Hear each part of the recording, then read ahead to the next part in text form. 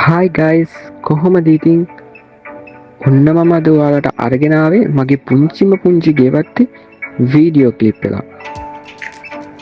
මට ලුණු ඉඳන්න උනුණා. ඉතින් මං ඔන්න ලුණු ගෙඩි කිහිපයක් ෆ්‍රිජ් එකේ දාලා තිබ්බා පැලවෙන්න. දැන් මං ඒක මේ පුංචි පෝච්චියේ ඉඳගන්න යන්නේ. මේකේ පස් මිශ්‍රණය මම සකස් කරේ මතු පිටපස් කරදහයියා ඒ වගේම කොම්පෝස්ට් එකතු කරලා ඒ මිශ්‍රණයක් තමයි මම මේකට යොදාගත්තේ. ඉතින් මම මේක මෙන්න මේකේ ඉඳ ගන්නවා.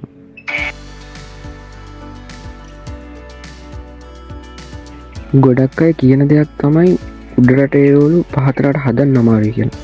ඔන්න මම හදලා පෙන්නුවා උඩ රටේ ලෝලු. හැබැයි මේකට අවශ්‍ය වටපිටාව අපිම හදන්න ඕනේ. උඩට සීතල දේශගුණයක් තිබ්බට පහත රට තියෙන්නේ සීතල දේශගුණයක් නෙවෙයි. ඉතින් අපි ඒකට අවශ්‍ය වටපිටාව හදන්න ඕනේ.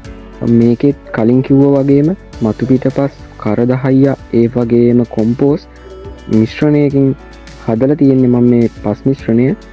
මේක මම ඉඳලා තියෙන්නේ කොළගෝවා. මේකට මම දවසට පාරක් වගේ කූල් වතුර මේ ගස්වලට දානවා. මොකද සීතල දේශගුණයක හැදුන මේවා පහතරට හදනවනම් අනිවාර්යෙන් අපි සීතල දේශගුණය ඒ වටපිටාව අනිවාර්යෙන් අපි මේන්ටේන් කරගෙන යන්න ඕනේ. මේ තියෙන්නේ ලුණු බලන්නකො හොඳට හැදිලා තියෙනවා.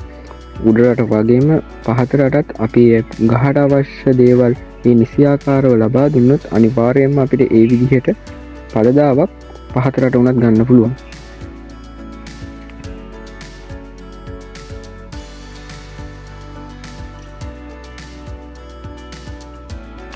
මේක චීන ගෝවා. මේ පැලේත් අර විදිහටමයි මම හැදුවේ. මේකටත් අර වගේම කූල් වතුර මම දවසකට පාරක් දානවා. මොකද සීතල තියෙනවා නම් මේ පැල හොඳට හැදෙනවා. මේක නෝකෝල් පැලයක්. මේකත් දැන් ටිකක් ලොකු වෙලා තියෙන්නේ. මේක ඇත්තටම කොලත් කන්න පුළුවන්. ඒ වගේම අල එහෙමත් කන්න පුළුවන්. මම මේකත් ආසාවට තමයි මේක හදන්න ගත්තේ. හැබැයි හොඳට හැදිලා තියෙනවා. ඒ අවශ්‍ය දේවල් අපි දෙනවා නම් අනිවාර්යෙන් හොඳට හැදෙනවා. මේකේ මම පාති ටිකක් හැදුවා. මොකද මම ඉස්සරහට නයිමිලිස් වගාවකට යන්න හදන්නේ. ඒකට අවශ්‍ය පාති ටික තමයි මම මේ හදින්නේ. මේ ටික දැන් පස් ටික පෙරලා ගත්තා. දැන් මේකට මම ඩොනමයිට් ටිකකුත් දාගෙන ටික දවසක් තියලා දැන් දවසකට පාරක් අය මම මේකට වතුර දානවා. මොකද පස් හයි වෙලා තියෙන නිසා ඒ පස්කට බුරුල් වෙන්නත් එක වතුර දානවා.